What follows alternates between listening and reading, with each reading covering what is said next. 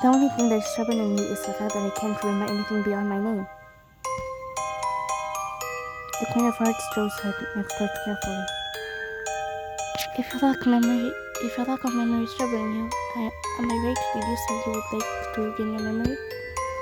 Yes, of course. I replied without hesitation. I'd like to return to my real home as soon as possible, not Alice's house. There was a commotion among the card soldiers in the throne room as we spoke. This had been going on for some time. I was worried my memory lapse had caused me to say something wrong. I must face them to be more reproachable than walking. It was almost as if I was doing something wrong for wanting to regain my memory. Silence. Can't you see that Amy and I are conversing right now? My highness turned toward the cult soldiers and issued a mild rebuke. The cult soldiers immediately stood at attention. As for Joker, I thought he was more talkative, but he'd hardly said a word since arriving in the dorm room. It was his idea to tag along, and wonder what could be wrong. Of course, he spoke when spoken to by the Queen, and nodded in all the right places so as to not appear rude. Yet he seemed to be reserved, as if he were trying to stay removed from the conversation. Considering his usual behavior, this was unexpected. We bid farewell to the Queen of Hearts and who insisted that should we of assistance if needed ever arose. We bid farewell to the Queen of Hearts who insisted that she would be of assistance if the need ever arose in the castle. I realized Joker was humming cheerfully. It was in a stark contrast to his early behavior.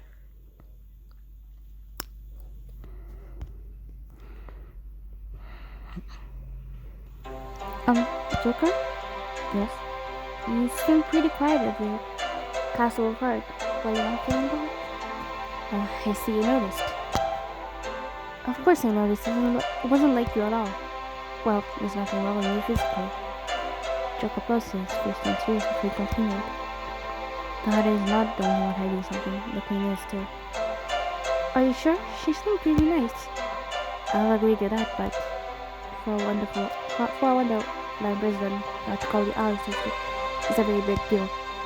Now that you mentioned it, Dan Dan was shocked that Joker called me Amy. Is that why the council just caused a commotion whenever the Queen of Hearts and I were talking? I was worried that I might have said something wrong. When he grumbled during his breath, Joker shrieked lightly. Well, we were discussing what you were discussing was perplexing the Rose in Wonderland. Everyone here wants Alice coming in Wonderland forever. Huh? There was something strange about his comment. I wondered it for a while until I realized what was wrong. They want me to stay in Wonderland forever?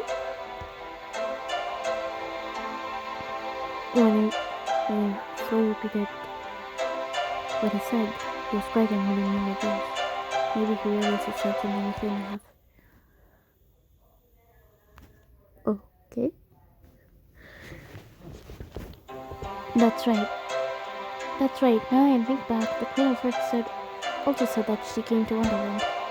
Tell me, Joker, did it come from somewhere other than Wonderland? Joker was silent at first, but after a while he looked into my eyes and stated clearly, "Yes, that's right. But I can't tell you anything more, seeing that I'm also a Wonderland resident. There are things that I can talk about and things that I can't.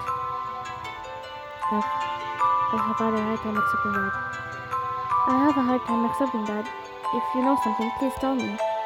I can't, don't you know what Luke said? There are unbreakable rules. When you draw a line in the sand, I really start to sigh. I tried to temper my impatience and calm down, settling for a different question. So even if I walk around Wonderland, I'm not going to find my real house, am I? Joker didn't answer, but he also didn't deny it. You know, Joker, if I came from somewhere, then this is bound to be a road home somewhere in Wonderland. Isn't there? He still wouldn't answer, but he smiled at what I said. Even without the words, I took his kind expression as tacit agreement. If you recall, when he first met, Joker and I emerged from a mirror and collapsed. Tried to make Joker. Wait. Okay. Does that mean I came from Wonderland to a mirror? To Wonderland to a mirror? But then...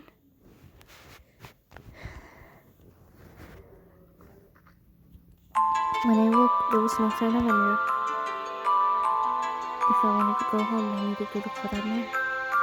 For renewing my determination to face Joker. I'm going to continue to search for the road home, no matter what. I'm not giving up on trying to regain my memory. I see. Joker gave a new nod and stared at me with his rose-colored eyes. My heart started to beat faster under the intensity of his gaze. What? You're determined to get your memory back, aren't you? I can see that your mind is set. After talking and spending time with you, I think that I can trust you. I can trust how you feel.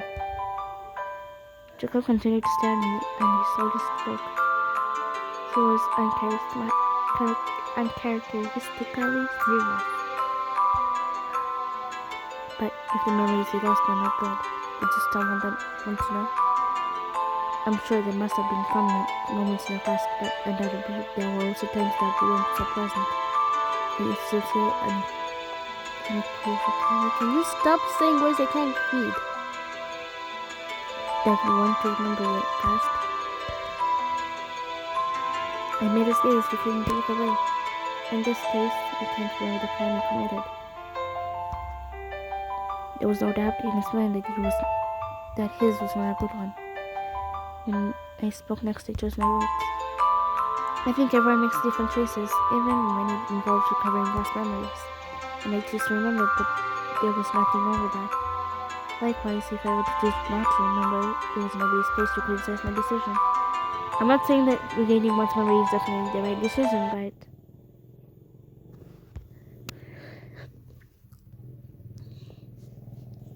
I still want to know. How am I supposed to move forward if I don't know myself or anything about my past? I spoke with conviction. Joker watched me and listened quietly. As it is now, I don't know the first thing about myself. I can't remember being adrift like this, having nowhere to plant my feet. That's why I don't care what my memories hold. I want to know more about myself, that's all. Joker seemed taken aback. He regarded me so intensely that I started to get embarrassed. But he continued to regard me, his gaze never wavering. What is it, Joker? My gaze almost faltered from the discomfort when he continued to stare at me. I wondered if my face was red from becoming flustered. Instead of laughing at me, Joker spoke in a voice that was lower than usual. Alright, you've convinced me. Now it was my turn to be surprised. As I stood there dumbfounded, Joker laughed and said lightly, "After hearing your impassioned plea, I've found that I'd like to know more about my own past, regardless of the crime I committed. I've never realized that I feel uncomfortable allowing myself not to know the person that is me." Joker then extended his hand towards me and as if I wanted to shake it.